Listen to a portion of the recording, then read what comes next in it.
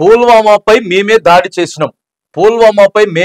చేసినాం భారత జవాన్ల వాహనం పేల్చేశాం ఎట్టకేలకు ఒప్పుకున్న పాక్ ఆర్మీ 2019 ఫిబ్రవరి 14న పుల్వామా దాడి అప్పుడు మనందరం కూడా చూసినాం కదా, వాహనాన్ని పేల్చేసారు. దాదాపుగా 40 మంది జవాన్లు ఎక్కడికక్కడికి చల్లా చెదురు. ఫిబ్రవరి 14 వచ్చిందని అంటే మాత్రానికి మనకి పుల్వామా దాడి గుర్తొస్తుంది. చనిపోయినరు జవాన్లు అని చెప్పి దాదాపుగా ఇప్పటికీ 6 సంవత్సరాలు అవుతా ఉంది మనోళ్ళు చనిపోయి. ఇవాళ చూడండి, పాకిస్తాన్ ఆర్మీ మేమే చంపేసినామని చెప్పి ఒప్పుకుంటా ఉన్నది. ఇది పాకిస్తాన్లో ముచ్చట. ఇది 2019 ఫిబ్రవరి 14న పుల్వామా దాడి వెనుక తమ హస్తం ఉందని పాక్కు చెందిన వాయుసేన air vice marshal Aurangzeb Ahmed పేర్కొన్నారు. ఇండియా చేపట్టిన ఆపరేషన్ సింధూర్ నేపథ్యంలో జరిగిన ప్రెస్ మీట్ లో ఔరంగజేబ్ అహ్మద్ మాట్లాడారు. దేశ ప్రజలు తమపై పెట్టుకున్న నమ్మకాన్ని వమ్ము చేయమని స్పష్టం చేశారు. పాకిస్తాన్ జలాలు, భూభాగం, గగనతలానికి ప్రజలకు ఎవరైనా ముప్పు కలిగించేందుకు ప్రయత్నిస్తే సహించబోమని చెప్పేసి స్పష్టం చేశారు. ఇప్పుడు ఎట్లాగాలి మరి జప్పురిగా? ఈ రకంగా 40 మందిని చంపేసినాం మేమే అని చెప్పి ఆయన కూర్చొని మీటింగ్ పెడతా అంటే మరి ఎట్లాగాలి? దేనికోసం ఆగాలి? నరేంద్ర మోదీ గారు దయచేసి మీరు ఆలోచన చేయాలి. 40 మందిని మేమే చంపినామని చెప్పి మరి నిన్న కాల్పుల విరమణ అయిపోయింది అని చెప్పి ఆ ఘటనను మళ్ళీ రెచ్చగొట్టేటటువంటి ప్రయత్నం వాళ్ళు చేస్తా ఉన్నారు. ఇంకా క్లియర్గా కూడా ఇక్కడ రాని చూడండి ఒకసారి.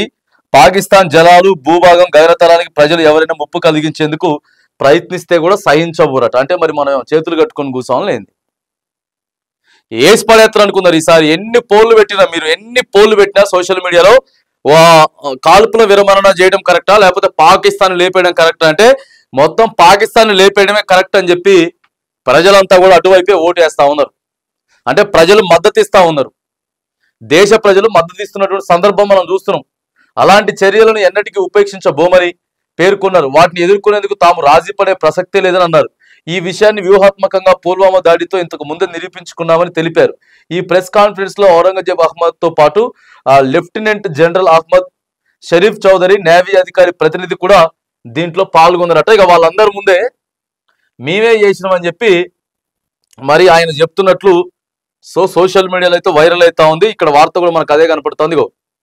అయితే ఔరంగజేబ్ వ్యాఖ్యలతో పాక్ ఉగ్రవాదాన్ని పెంచి పోషిస్తుందన్న విషయం మరోసారి బట్టబయలైంది.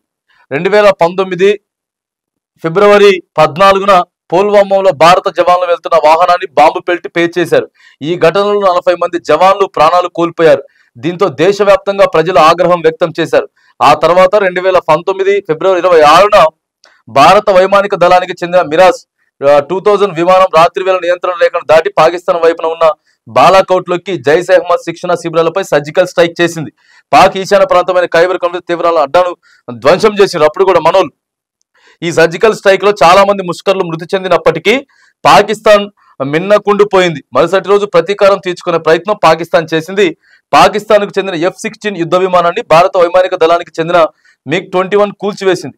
పాకిస్తాన్ కూడా మన MiG-21 విమానాన్ని కూల్చివేసి వింగ్ కమాండర్ అభినందన్ ను అదుపులోకి తీసుకుంది. అయితే పాకిస్తాన్ కు వచ్చిన ఒత్తిడిలను తలొగ్గి ప్రభుత్వం 2 రోజుల తర్వాత అభినందన్ ను క్షేమంగా భారత్ కు అప్పగించింది. అప్పుడు అభినందన్ ను వాళ్ళకి చిక్కుకులని చెప్పి కూడా మనం సోషల్ మీడియాలో అప్పుడు చూసినాం. ఆయన ఫోటోలు, వీడియోలు మొత్తం కూడా వైరల్ అయినాయి. ఆ తర్వాత మళ్ళీ కొంత చర్చలు జరిపి ఈ రకంగా ఎప్పటికప్పుడు పాకిస్తాన్లతో మనకు పంచాయతీ 2 సంవత్సరాలకు ఒకసారి, 3 సంవత్సరాలకు ఒకసారి, 5 సంవత్సరాలకు ఒకసారి పంచాయతీ. మన దగ్గర బలంగా సైన్యం ఉన్నది, బలంగా ఆయుధాలు మన దగ్గర ఉన్నాయి. ఈ మూమెంట్ అటు తేల్చుకోవడానికే సిద్ధంగా ఉన్నారు. కానీ మరి కొన్ని దేశాలు ఒప్పందం చేసుకొని మధ్యలోకి వచ్చి మాట్లాడి ఇవన్నీ ఆపేటటువంటి ప్రయత్నం అయితే చేసింది. తాత్కాలికంగా ఆగినా కూడా ఏదో ఒక రోజు పాకిస్తాన్ని తీసిపడేస్తేనే బెటర్. కాకపోతే మరి రాజకీయ పరంగా దయచేసి వాడుకోకూడదు. రాజకీయ పరంగా ఇట్లా ఎవరైతే జవాన్ల జీవితాలతోటి వాళ్ళ చావులతోటి ఇట్లా చెప్పి పొలిటికల్ చేస్తే మాత్రానికి అనుమానాలు వ్యక్తమవుతా ఉన్నాయి. ఎందుకు ట్రంప్ చెప్తే మోదీ ఎందుకు వినాలే అంటే ట్యాంపరింగ్ చేశారు కాబట్టి మొత్తం వాళ్ళ దగ్గర ఉంటుంది కదా టెక్నాలజీ, బయట పెడతారనా లేకపోతే మళ్ళీ రాబోయేటటువంటి ఎన్నికలలో ట్యాంపరింగ్ చేయడానికి కుదరదనా? వీటన్నిటి మీద కూడా మరి మోదీ గారు సమాధానం చెప్పాలి.